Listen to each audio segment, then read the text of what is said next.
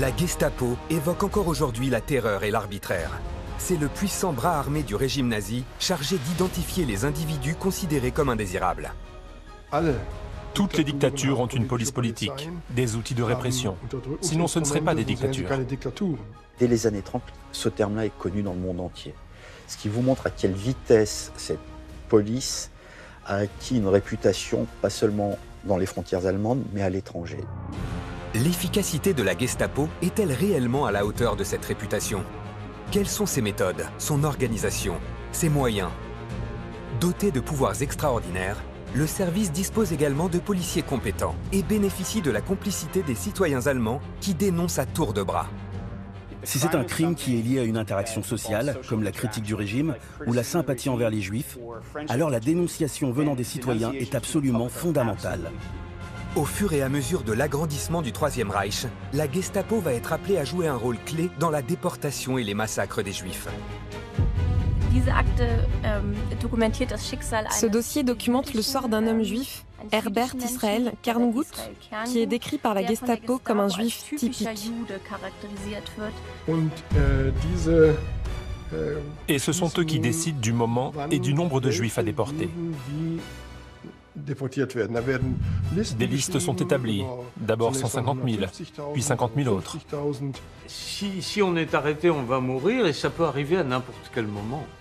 Et c'est la situation des enfants juifs pendant la guerre. Jusqu'à la fin de la guerre, dans l'Europe entière, la Gestapo persécute les populations avec de plus en plus de brutalité, basculant dans un flicage et une violence qui frôlent l'absurdité. J'estime qu'à peu près le nombre d'arrestations pour le seul département de la Moselle, c'est à peu près 20 000 personnes. Ce qui est absolument gigantesque, c'est plus que le nombre de personnes arrêtées dans toute la région Normandie. Donc il faut vraiment comprendre qu'on a affaire à des gens qui sont investis d'un pouvoir dont ils usent et ils abusent abondamment. Grâce à des analyses de dossiers d'archives, accompagnées par des experts et des images d'évocation, plongez dans les rouages de la police, la plus redoutée du régime nazi.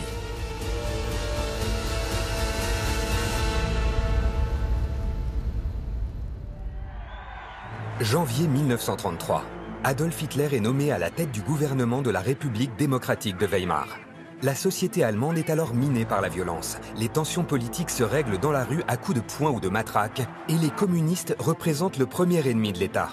Le parti nazi s'est lui aussi illustré avec éclat dans l'utilisation de la violence comme arme de persuasion. Et tout le jeu des nazis à partir du début des années 30 va être de trouver les bons appuis, notamment chez les conservateurs, face à ceux qu'ils considèrent comme leurs ennemis. Profitant de la désunion de la gauche allemande, Hitler apparaît justement comme un rempart contre les communistes. Mais les nazis sont alors minoritaires au gouvernement. En fait, les nazis, quand ils arrivent au pouvoir en 1933, ont divers opposants face à eux.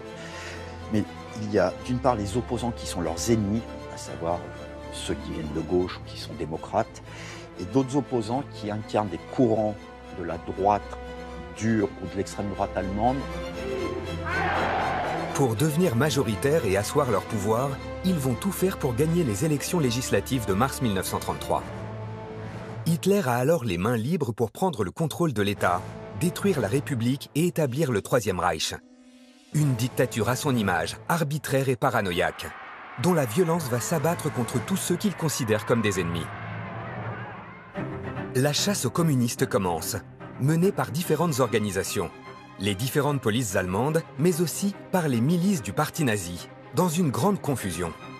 On va avoir quelque chose de relativement inédit dans l'histoire, où l'État va se dédoubler. Il y a l'État avec ses agents, ses fonctionnaires, donc un État nazi, mais en même temps, on a le parti nazi qui met en place tout un ensemble de structures qui sont en concurrence ou qui complètent l'État. Le parti nazi s'appuie sur deux milices complémentaires et concurrentes. La SA a été créée dès 1921 et son chef Ernst Röhm est un fidèle de la première heure. Depuis 1930, les SA sont passés de 100 000 hommes à près d'1 million. Des gros bras, des hommes plutôt populaires à qui Röhm promet la révolution anticapitaliste. En face, les recrues de la SS.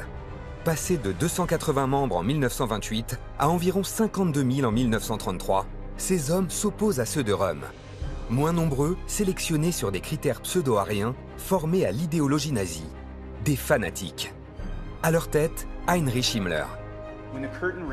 Quand le rideau se lève sur l'arrivée des nazis au pouvoir en 1933, il est le chef des SS, qui sont encore sous le contrôle d'Ernst Röhm et des SA à l'époque.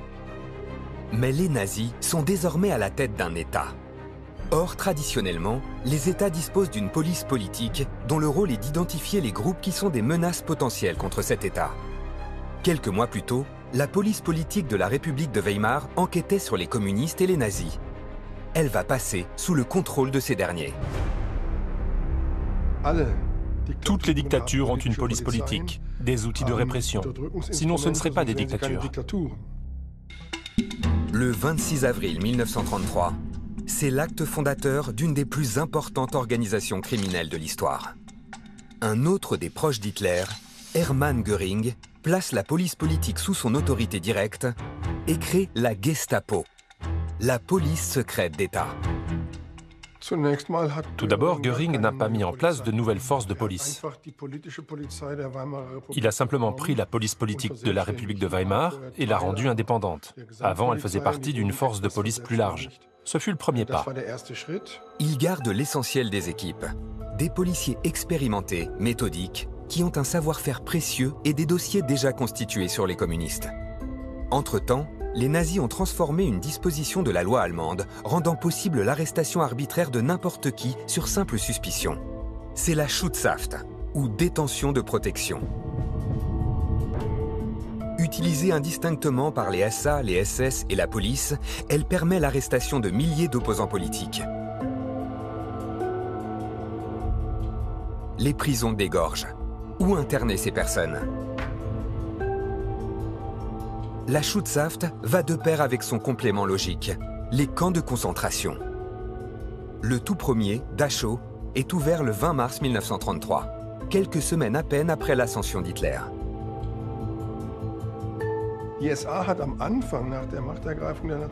Juste après la prise de pouvoir par les national-socialistes, la SA a constitué sa propre sphère de pouvoir, avec des camps de concentration sauvages pour les opposants politiques. Vanté par la propagande du régime, le but officiel du camp est d'offrir une rééducation aux prisonniers, dans de bonnes conditions et dans le respect des détenus. Le but était justement de faire croire aux gens « ce n'est pas si grave ». On pouvait y aller, on pouvait le visiter, et c'est d'ailleurs pour cette raison que le camp était présenté comme étant exemplaire. Un camp dans lequel bien sûr tout le monde mangeait à sa faim, dormait fabuleusement bien et ne travaillait pas si dur que ça après tout. La réalité est tout autre, et les camps sont remplis en quelques mois, au point que ceux-ci ne peuvent plus accueillir les détenus. Il faut sans cesse en créer de nouveaux. Malgré cette confusion, c'est un système qui s'est révélé très efficace pour écraser toute opposition organisée. On compte près de 200 000 personnes passées par le système concentrationnaire, rien que pour la Prusse, à la fin de l'été 1933. Mais entre les SA et les SS, les tensions s'exacerbent. D'abord, il y a 1933 et la prise du pouvoir, et ensuite, il y a à l'intérieur du pouvoir la prise du pouvoir par les SS, qui est une deuxième étape et qui n'était pas écrite d'avance. Himmler veut jouer un rôle central dans la mise en œuvre de la vision d'Hitler, la création de cette communauté du peuple. Et la première chose à faire, c'est simplement d'avoir assez de pouvoir pour monter sur scène. Himmler a confié à son bras droit, Reinhard Heydrich, la création en 1931 de son propre service d'espionnage, le SD, ou service de sécurité de la SS, qui va collecter des informations sur les opposants à son organisation, y compris chez leurs camarades du SA. En 1934, Himmler obtient l'occasion tant attendue. Röhm est devenu gênant pour Hitler. Ses méthodes brutales embarrassent les conservateurs et ses ambitions gênent la Wehrmacht, l'armée allemande. Une alliance de ces forces conservatrices renverserait le pouvoir. Le chancelier n'a plus le choix. Il lui faut se débarrasser de son vieil ami. Himmler s'allie donc à Göring, s'appuyant sur les fiches du SD et les méthodes de la Gestapo pour inventer un complot du chef des SA contre Hitler. Le 29 juin 1934 commence la nuit des longs couteaux, qui va en fait durer plusieurs jours.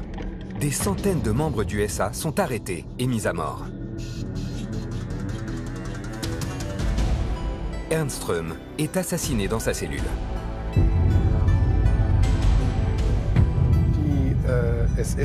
La SS devient extrêmement importante et la SA est décapitée. Il y avait ces listes d'adversaires potentiels du national-socialisme.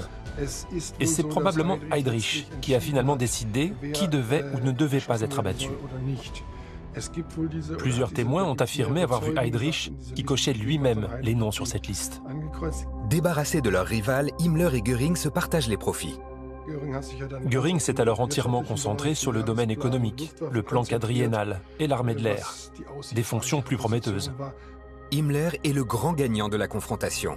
Il récupère le commandement de la Gestapo, ce qu'il reste des SA, et deviendra en 1936 le chef de toutes les polices allemandes.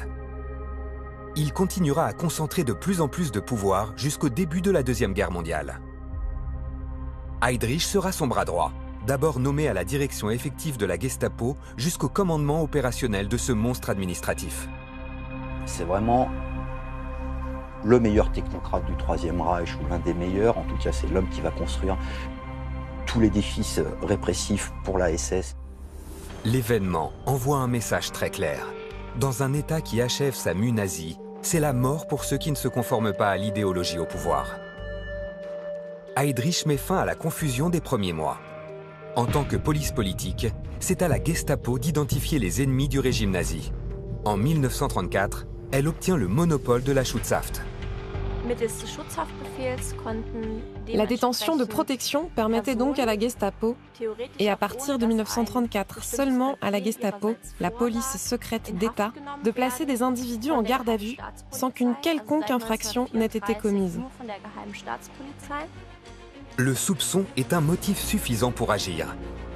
Et surtout, aucun recours n'est possible devant la justice. Et c'était là l'objectif premier des national-socialistes, et de Himmler en particulier. Mettre la Gestapo, la police politique, hors de portée du contrôle de l'État et ne pas la soumettre à un contrôle juridique. Et grâce à cette prérogative de pouvoir arrêter, torturer et emprisonner des gens, le pouvoir de la Gestapo a augmenté de façon extraordinaire. En 1935, le premier objectif est atteint. 600 000 communistes sont arrêtés et 2000 tués dans des camps de concentration dirigés par les SS. À la fin 1935, sur les 422 cadres du Parti communiste en poste en 1933, 219 sont en prison, 125 en exil, 24 ont été tués, 42 ont démissionné et seuls 12 sont en fuite. Et donc, quand ce fut terminé, en 1935, la résistance communiste était pour ainsi dire écrasée. Et il n'y en avait pratiquement pas d'autres. Et à ce moment-là, la vraie question c'est « et maintenant ?» Alors on décide qu'il ne s'agit pas seulement des opposants politiques, mais aussi de tout ce qui s'éloigne de l'image du citoyen allemand désiré, arien, en bonne santé, aux convictions national-socialistes. La Gestapo va dorénavant traquer les juifs, les gitans, les handicapés, les témoins de Jéhovah, les homosexuels, les marginaux. Elle va organiser ses sections en fonction de la nature des individus. L'organisation interne de la Gestapo reflète la vision qu'elle a de la société allemande.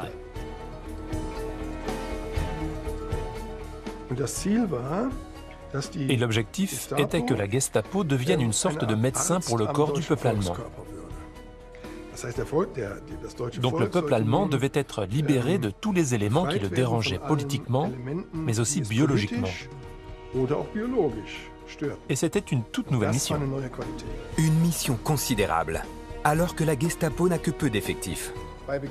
Au début de la prise de pouvoir, la Gestapo comptait 50 employés en Prusse, c'est presque rien. Et ensuite, les effectifs vont atteindre les 1000 ou 2000 personnes. Si vous faites le calcul, dans une ville de plus d'1 million d'habitants, comme Hambourg, on va avoir peut-être 10 agents de la Gestapo. Mais grâce à la Schutzhaft, les arrestations et les détentions dans les camps se multiplient. À partir de là, se met en place l'outil le plus efficace de la Gestapo, la peur. Et c'est assez logique. Quand on a une si petite organisation qui doit surveiller un pays tout entier, on ne peut pas terroriser ou emprisonner tout le monde. L'important, c'est que les autres l'apprennent et prennent peur. C'est le principe de la terreur. Et la Gestapo va savamment orchestrer sa puissance. Loin de l'image que pourrait donner son nom, la police secrète agit de manière publique, avec des bureaux dans presque toutes les villes du pays, accessibles à la vue de tous. Tout le monde savait où elle avait ses bureaux, et elle était dans l'annuaire téléphonique. Donc tout le monde connaissait son existence, et tout le monde savait comment la joindre si nécessaire. Au début, il y a eu plusieurs reportages qui sont parus dans des journaux allemands, commandés par la Gestapo, ou écrits par des journalistes, qui racontent la perfection et l'infaillibilité de la Gestapo, sa modernité, à quel point elle sait tout ce qui se passe, elle voit tout, rien ne lui échappe. C'est elle-même qui a créé ce mythe. Elle gagne l'adhésion de la société allemande car elle est présentée comme l'allié du bon citoyen, du bon Allemand.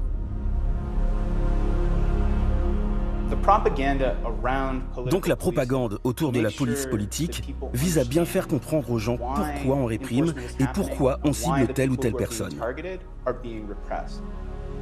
Et ça permet à la plupart des Allemands de se considérer comme étant à l'abri de la terreur. 5% seulement de la population vit dans une peur constante et 17% connaît une peur occasionnelle.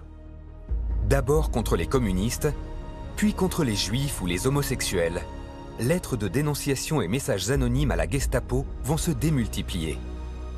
Si c'est un crime qui est lié à une interaction sociale, comme la critique du régime ou la sympathie envers les juifs, alors la dénonciation venant des citoyens est absolument fondamentale. Quand on regarde les cas de critique du régime et de défaitisme, 58% de ces affaires proviennent de dénonciations de la population. S'instaure en Allemagne une véritable surveillance généralisée, dans laquelle le premier rôle est tenu par les citoyens eux-mêmes. La police politique est donc avant tout une police réactive. La plupart de ces interventions sont des réactions à des dénonciations. Le nombre d'affaires de la Gestapo était complètement ahurissant.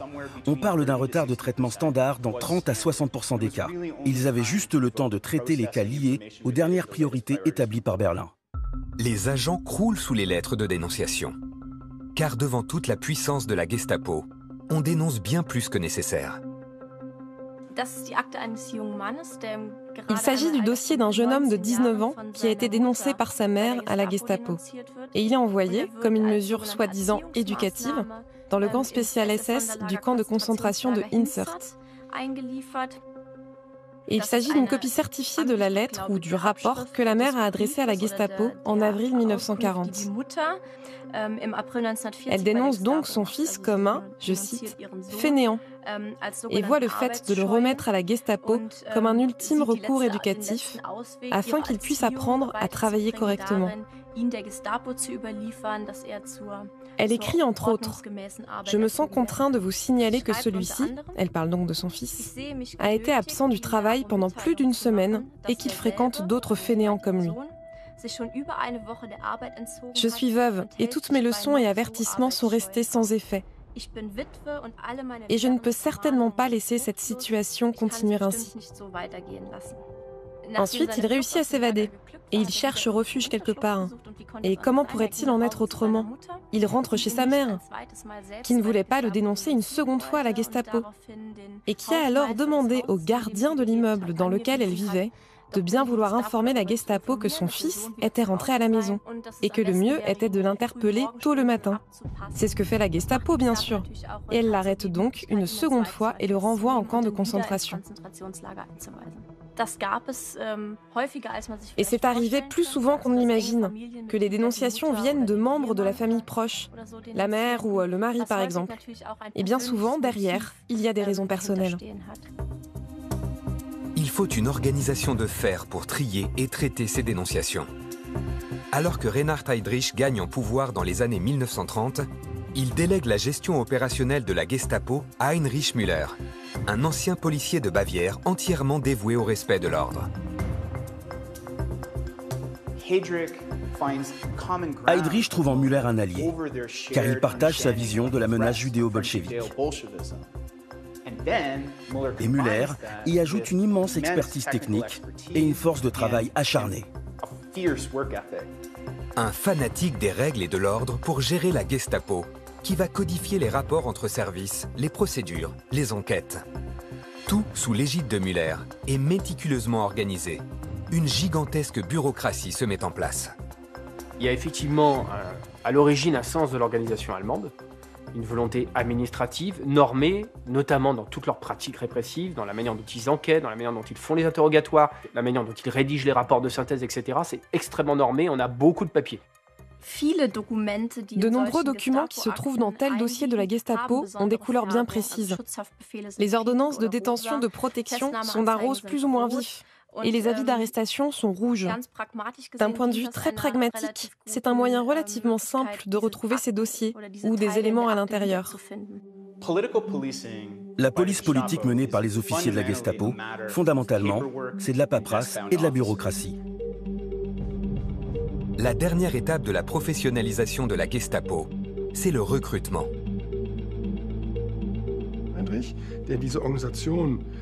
Heydrich, à la tête de l'organisation, recrute maintenant de jeunes diplômés universitaires, nationalistes et radicaux, qui ont une vision beaucoup plus idéologique.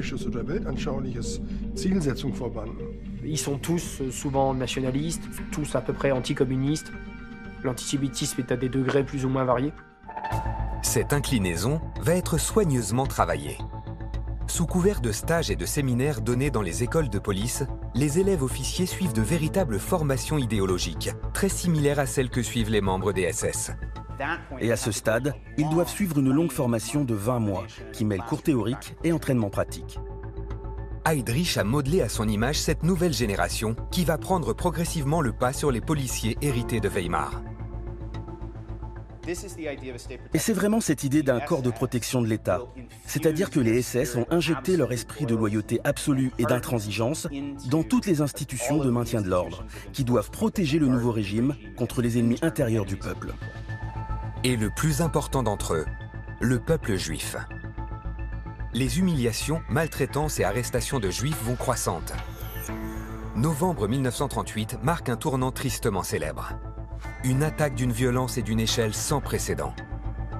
Ce qui est généralement appelé en France la nuit de cristal, en fait, c'est un terme nazi qui a été disqualifié depuis très longtemps en Allemagne et qu'on appelle le pogrom de novembre 1938. C'est que ça ne se déroule pas sur une nuit, ça se déroule à Berlin, par exemple, pendant 3 jours et 3 nuits, ce qui vous montre pourquoi utiliser ce terme fait perdre de vue la réalité. Dans la nuit du 9 novembre, Müller fait parvenir un ordre secret à toutes les antennes de la Gestapo. Des mesures doivent être prises en vue de l'arrestation de 20 à 30 000 juifs sur le territoire. Durant la nuit du 10 novembre, la Gestapo reçoit l'ordre d'Heydrich de laisser faire les citoyens allemands. Au même moment, l'État fait savoir à la population que personne ne sera poursuivi pour les actes de violence commis à l'égard des Juifs. On voit que l'État a contrôlé les violences, même s'il a voulu leur donner un aspect populaire, et que, même pas en sous-main, mais sur le devant de la scène, les polices et les différentes forces répressives opèrent et canalisent les opérations, aussi bien les violences que les arrestations. Au total, environ 30 000 juifs sont frappés par la Schutzhaft et déportés.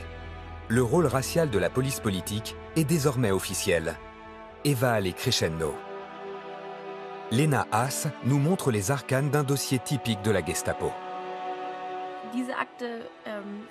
Ce dossier documente le sort d'un homme juif, Herbert Israel Kerngut, qui est décrit par la Gestapo comme un juif typique. Je le lis à voix haute, il est écrit à son sujet. Kerngut a l'apparence typiquement juive. Sa principale caractéristique est une attitude mensongère et insaisissable. C'est-à-dire qu'il est dépeint comme, et c'est écrit ici un peu plus bas, comme une personne incorrigiblement asociale, pour qui finalement la seule solution du point de vue de la société est d'être enfermé dans un camp de concentration. Ceci est l'ordonnance qui ordonne la mise en détention de protection de Herbert Kerngut et qui a scellé son sort. Après sa détention de protection par la Gestapo de Trèves, il est envoyé en camp de concentration et finit dans le camp de Mauthausen, où il mourra. Dès lors, la réputation de la Gestapo vis-à-vis des Juifs dépasse rapidement les frontières de l'Allemagne. Les communautés juives d'Europe sont averties. Des hommes les traquent et les traqueront partout, sans relâche. Tout le monde connaît ce terme-là aujourd'hui, mais dès les années 30, ce terme-là est connu dans le monde entier. Ce qui vous montre à quelle vitesse cette police a acquis une réputation, pas seulement dans les frontières allemandes, mais à l'étranger. Alors qu'Hitler se tourne vers l'Europe, la Gestapo prend une toute autre dimension. En étroite coopération avec les services secrets, elle repère les élites influentes à l'étranger, établit des listes de l'Union soviétique à l'Angleterre et met en place des informateurs pour infiltrer les pays visés par l'invasion. Et on n'a pas attendu que ces pays soient militairement occupés pour les mettre en place. Ils existaient depuis bien plus longtemps.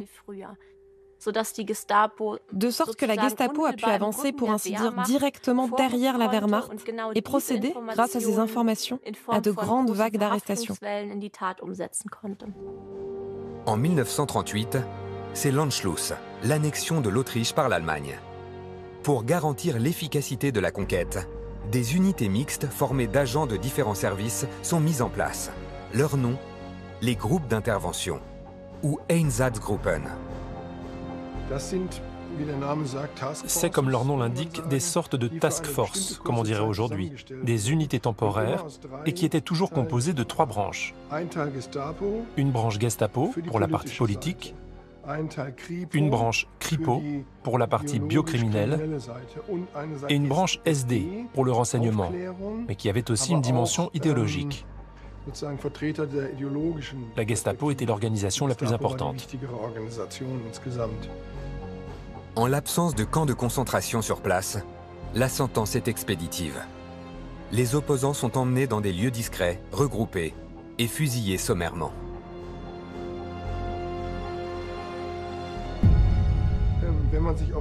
Si l'on se place du point de vue des nazis, c'est en fait assez logique.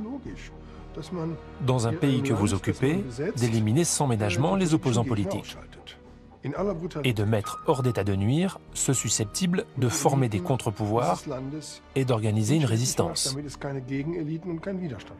Cela ne peut pas être la mission de la Wehrmacht, car sa mission est de combattre l'ennemi militaire et d'occuper le pays.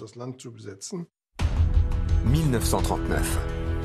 Après une élimination foudroyante des élites politiques et des opposants en Autriche, puis une seconde fois en Tchécoslovaquie, Hitler voit plus grand. Il vise la Pologne, puis tous les territoires de l'Europe de l'Est. La liste des opposants à abattre en Pologne, établie avant l'invasion du pays, comprenait environ 61 000 noms. La Gestapo va ratisser large. Des opposants avérés ou seulement soupçonnés, puis des groupes de civils de plus en plus nombreux, parfois des villages entiers, sont massacrés. Les Einsatzgruppen sont divisés en commandos, avec chacun une aire géographique à nettoyer. Leurs troupes se déploient successivement en Pologne, en Ukraine, Biélorussie, Serbie. Et aux assassinats des opposants s'ajoutent ceux des Juifs. Pour les Allemands, il est très facile d'identifier les Juifs puisque en Europe de l'Est, puisqu'il y a l'Est de l'Allemagne, les Juifs sont une nationalité. Il y a des quartiers juifs dans toutes les villes ou dans tous les villages de Pologne, de Biélorussie ou d'Ukraine. Et donc ça ne nécessite pas une recherche particulière. De manière extrêmement méthodique, les agents de la Gestapo et leurs collègues organisent l'industrialisation de ces fusillades.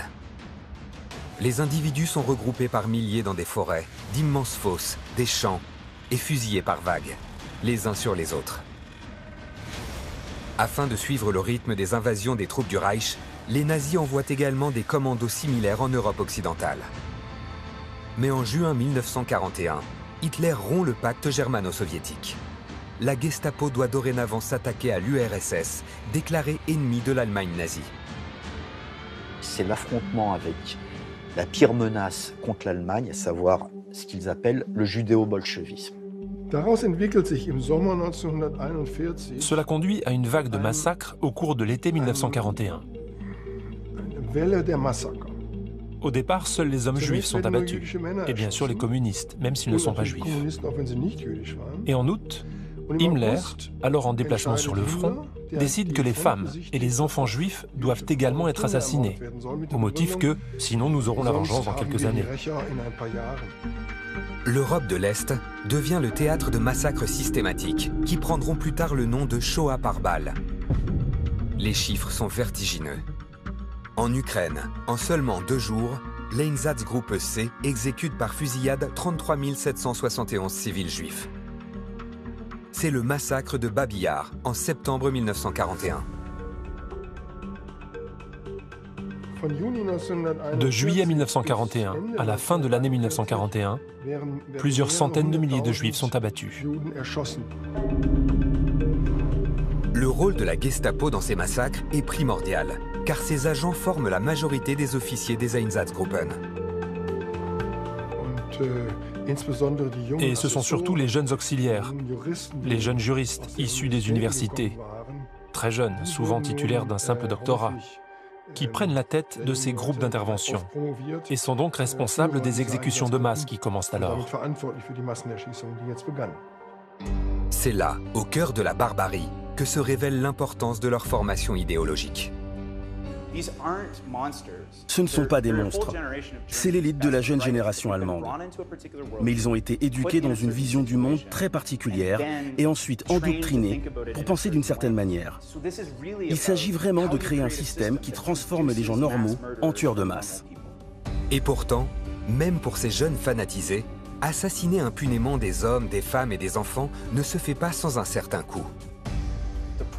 Le problème, c'est le coût psychologique que ça a sur les bourreaux. Tendance dépressive, alcoolisme généralisé, autant de signes de traumatisme qui, aux yeux des nazis, posent un vrai problème. Ils nuisent à l'efficacité des agents. Les commandants des Einsatzgruppen se sont plaints à plusieurs reprises que l'exécution en masse de femmes et d'enfants risquait d'entraîner une dégradation de leurs hommes. Le terme est important, dégradation. Et donc ils ont commencé à réfléchir à des alternatives. En août 1941, Himmler effectue une visite d'inspection auprès de l'Einsatzgruppe B. Il assiste à une exécution de masse d'une centaine de personnes. Selon certains témoins, confronté pour la première fois à l'exécution de ses propres ordres, le patron de la SS aurait lui-même été bouleversé.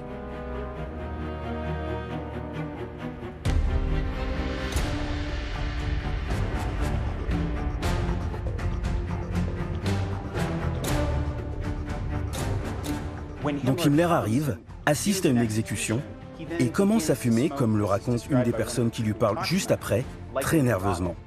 Donc ce type vient le voir et lui dit « Qu'est-ce qu'on est en train de faire? On est en train de créer une génération de brutes et de psychopathes. » Et c'est là que s'amorce le virage entre ces exécutions et une vraie industrialisation des massacres. C'est alors que se tient la conférence de Wannsee qui élabore la solution finale. C'est vraiment une réunion où vont être convoqués tout un ensemble de responsables, non pas politiques du régime, mais de responsables administratifs. Ce sont des membres de l'administration d'Heydrich. Donc il y a Heydrich évidemment, il y a Heinrich Müller, chef de la Gestapo. Heydrich était sans aucun doute l'architecte de l'Holocauste. La Gestapo a organisé la déportation. Et Eichmann devient le maître d'œuvre au service de Heydrich pour l'assassinat des Juifs d'Europe. Il joue un rôle de coordinateur, c'est pas le seul à opérer, mais c'est lui qui va coordonner l'ensemble à l'échelle européenne. Et ce sont eux qui décident du moment et du nombre de Juifs à déporter. Des listes sont établies, d'abord 150 000, puis 50 000 autres.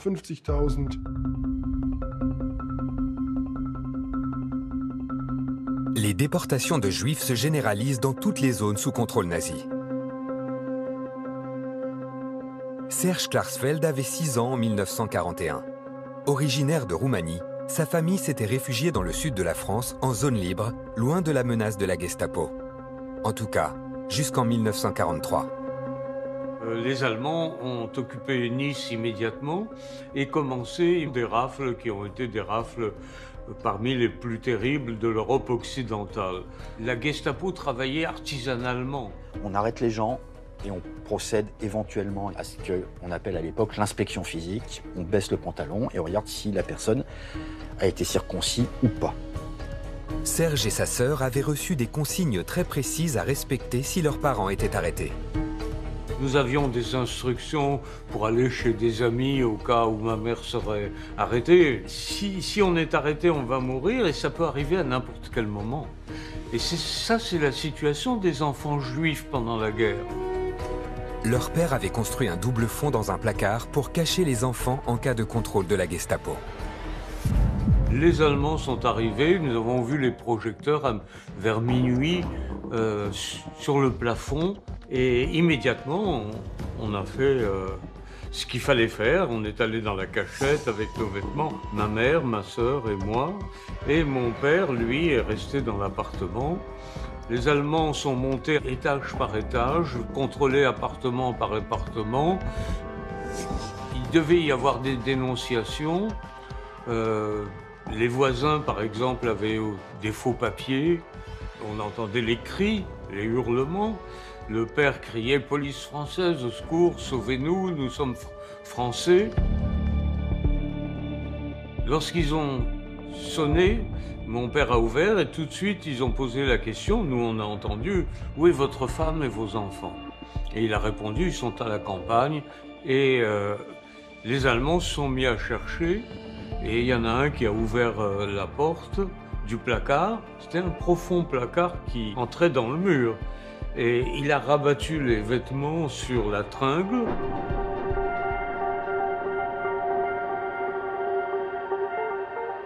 Mais il n'a pas touché la cloison.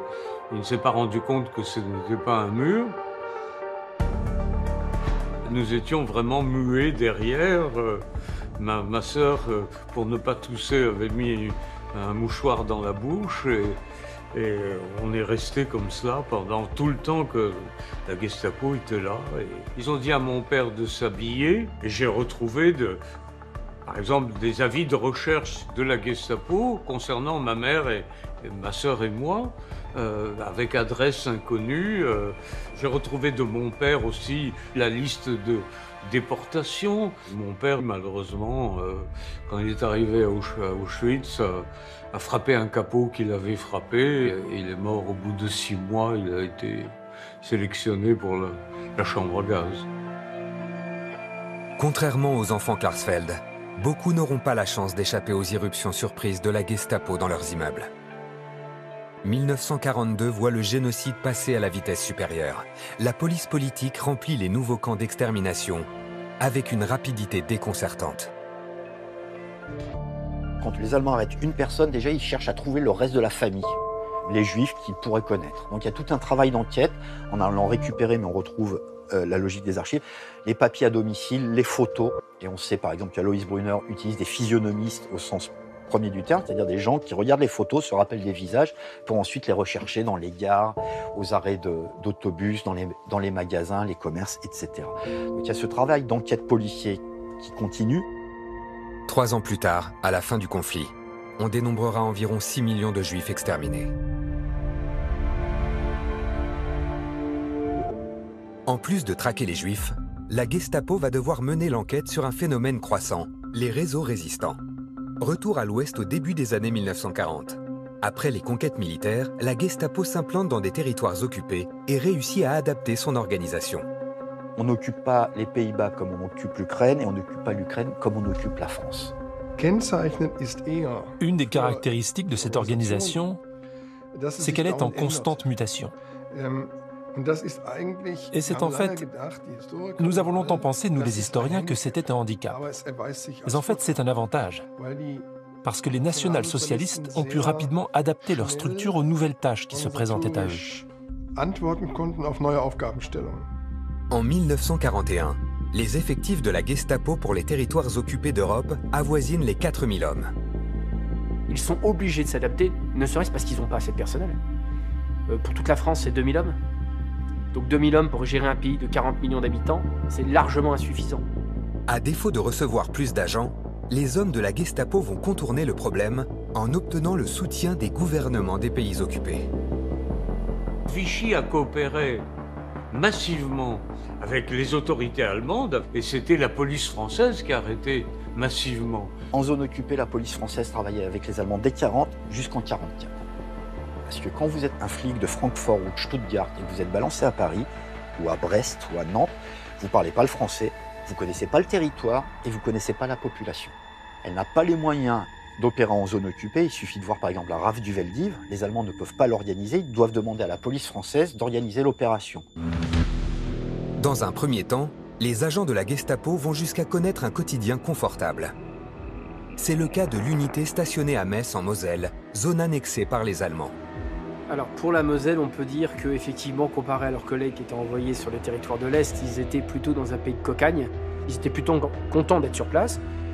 Ils faisaient la fête, ils avaient leurs vacances, ils avaient les horaires de travail, les horaires d'été, les horaires d'hiver. Mais l'activité répressive a été considérable en Moselle. J'estime qu'à peu près le nombre d'arrestations pour le seul département de la Moselle, c'est à peu près 20 000 personnes. Ce qui est absolument gigantesque, c'est plus que le nombre de personnes arrêtées dans toute la région normande. Dans les territoires occupés, un événement soudain change la donne. En juin 1942, le brillant Heydrich, alors au fait de sa carrière, est tué dans une embuscade par des résistants tchécoslovaques. Heydrich était également un mythe au sein de la Gestapo et de l'Empire SS. Le régime et les SS ont organisé d'énormes funérailles, des obsèques nationales, déployant un faste inimaginable. La mort d'Heydrich met en lumière un nouveau phénomène d'ampleur européenne. L'essor des réseaux résistants, qui deviennent une cible prioritaire de la police politique hors d'Allemagne. Si elle mène une enquête sur un réseau de résistance qui mène de l'espionnage, là, elle va mener un vrai travail de police, normé, efficace, avec infiltration d'agents, surveillance, planque, analyse des preuves matérielles. La collaboration institutionnelle se révèle alors vite insuffisante, notamment en France. Et les nombreuses demandes de renfort restent sans réponse. La Gestapo, une fois encore, s'adapte et va au plus efficace. Elle recrute des civils. Leurs motivations sont variées. Simple survie, conviction politique ou goût du pouvoir et de la violence. Dans certains postes, on va avoir une proportion hallucinante de un Allemand pour 10 Français ou un Allemand pour 20 Français. Il faut bien comprendre que les ultra-collaborateurs français deviennent membres à part entière de la police allemande. C'est-à-dire que ce ne sont pas des auxiliaires, ce sont des agents de la police allemande qui sont français. Donc il faut vraiment comprendre qu'on a affaire à des gens qui sont investis d'un pouvoir dont ils usent et ils abusent abondamment. Dès leur formation à Berlin, les agents sont entraînés à recruter ceux que la Gestapo appelle les hommes de confiance, ou Wehmann, des agents professionnels ou amateurs. Et il y a ce qu'on appelle les agents occasionnels, c'est-à-dire des gens plutôt qui ont une certaine expertise.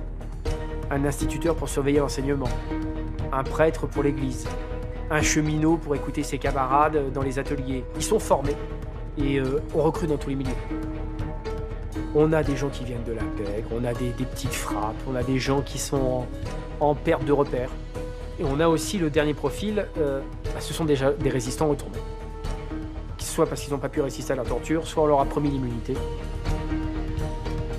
Et ce sont les cas les plus dramatiques, parce que souvent ils vont devenir les agents infiltrés les plus terribles.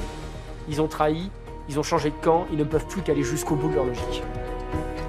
Briser et utiliser des résistants contre leurs propres alliés, c'est une méthode efficace qui va conduire à un grand succès de la Gestapo, le démantèlement du réseau Alliance. Le réseau Alliance, c'est un réseau de renseignement qui va peu à peu se rapprocher de l'Intelligence Service anglais. Et ce réseau, qui fonctionne très bien, qui est très bien organisé, qu'on appelle le surnom l'Arche de Noé, puisque une grande partie des agents ont comme surnom le nom d'un animal, va être repéré par la Gestapo. À Strasbourg, il y a un jeune homme qui a été envoyé par Alliance pour tenter de constituer le réseau, puisqu'on est en zone annexée. Il est arrêté à Strasbourg, interrogé par la Gestapo Strasbourg, et il parle. Il explique qu'il connaît un certain hérisson, etc. Et la Gestapo fait le rapprochement. Il va y avoir à peu près 150 arrestations qui vont être menées, surtout dans le sud de la France. Il y aura une vague de procès qui vont être menés en décembre 1943 et en février 1944, où tous les condamnés sont condamnés à mort et fusillés. C'est contre cette résistance organisée que la Gestapo va déployer ses méthodes les plus radicales, pratiquant la torture lors des interrogatoires.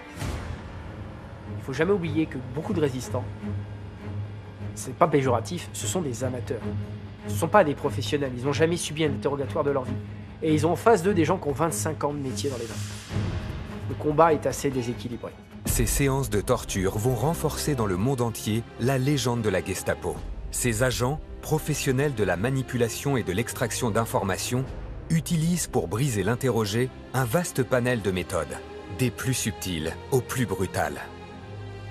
Malgré des succès éclatants dans la lutte contre les résistants, la pression est croissante pour les agents de la Gestapo, et encore plus au cœur du Troisième Reich, car les Allemands ont importé de la main-d'œuvre forcée depuis toute l'Europe. Une foule d'ennemis potentiels qu'il faut surveiller. En septembre 1944, on compte près de 6 millions de travailleurs forcés, dont plus de 2 millions de soviétiques qui constituent des rebelles communistes potentiels. Dans l'agriculture, près d'1 travailleur sur 2 est importé de l'étranger, 1 sur 3 dans les secteurs du bâtiment, des mines et de la métallurgie. C'est une problématique nouvelle, car les nazis étaient aussi incidemment le parti le plus xénophobe de l'histoire allemande. C'est un vrai problème pour la Gestapo, car ils voient chaque citoyen soviétique comme un révolutionnaire communiste potentiel. Des gens sont arrêtés pour être arrivés en retard, pour avoir fait preuve de paresse, pour ne pas avoir enlevé leur casquette quand ils ont croisé l'ingénieur allemand. Souvent, ils sont arrêtés 3 jours plus tard, ils partent dans un camp de concentration. Les travailleurs venus de l'Est sont particulièrement surveillés, considérés comme des sous-hommes dans l'idéologie nazie. On vérifie aussi soigneusement si les travailleurs forcés polonais ou russes sont en contact avec des Allemands. Et s'ils ont des relations sexuelles avec des femmes allemandes, ils sont pendus, publiquement. Alors que la guerre s'enlise, Hitler voit la situation tourner en sa défaveur. Depuis 1942, le front de l'Est est une hécatombe pour la Wehrmacht. Partout en Europe, des maquis, des formes de résistance variées se renforcent. Les Alliés s'apprêtent à débarquer à l'Ouest. De nombreux agents qui ont sévi à l'Est sont redéployés pour prendre la tête de nouvelles sections, y compris en Allemagne. L'objectif est clair, durcir la répression. Les bons Allemands, relativement épargnés jusque-là, commencent à leur tour à subir les pressions et les violences de la police politique. À partir de l'automne 1944, la terreur et la surveillance générale de la Gestapo se tournent à nouveau vers sa propre population, car on peut alors craindre, à tort ou à raison, que l'enthousiasme pour la guerre diminue et que l'adhésion au régime décline suite au bombardement et à la perspective de la défaite. Et donc, la terreur subie par le peuple allemand devient de plus en plus forte. Le nombre d'incarcérations dans les camps de concentration augmente. De nouvelles infractions sont créées, comme l'affaiblissement de la force militaire, un concept incompréhensible. Les effectifs de la Gestapo augmentent continuellement jusqu'à la fin de la guerre. Je pense qu'ils atteignent 30 000, ou même plus. Face à une gestion des populations de plus en plus difficile, la police politique connaît pour la première fois de son histoire un processus de décentralisation. Et tout le long de la frontière ouest, la Gestapo décentralise pour garder le contrôle alors que les Alliés arrivent. Les Alliés approchent, on n'a pas le temps de vérifier si la personne est vraiment coupable ou pas. Le strict respect de la hiérarchie et de la bureaucratie face à l'urgence de maintenir l'ordre commence à craqueler. Les antennes locales de la Gestapo se voient autorisées à appliquer une procédure particulière, dite traitement spécial, sans attendre l'aval de Berlin. Le traitement spécial, ça veut dire normalement une exécution sévère.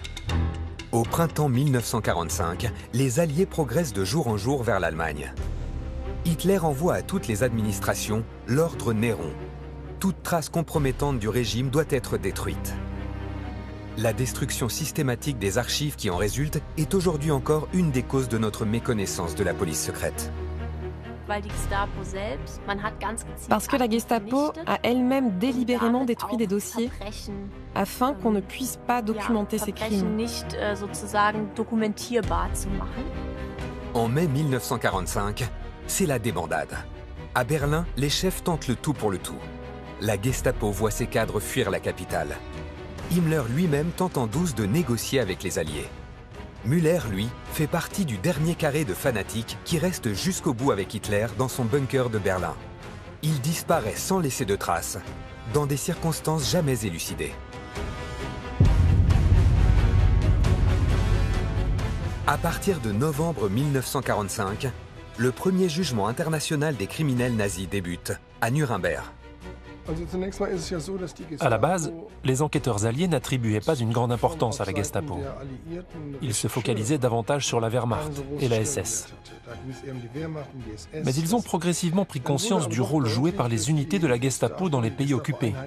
Un rôle si important que la Gestapo dans son ensemble a été déclarée organisation criminelle lors du procès de Nuremberg. La guerre terminée, les compétences très spéciales des anciens agents de la Gestapo deviennent bien attractives dans le nouveau contexte de la guerre froide. La société allemande d'après-guerre voit même fleurir les carrières d'ex-agents de la Gestapo dans les nouveaux services d'espionnage à l'Ouest.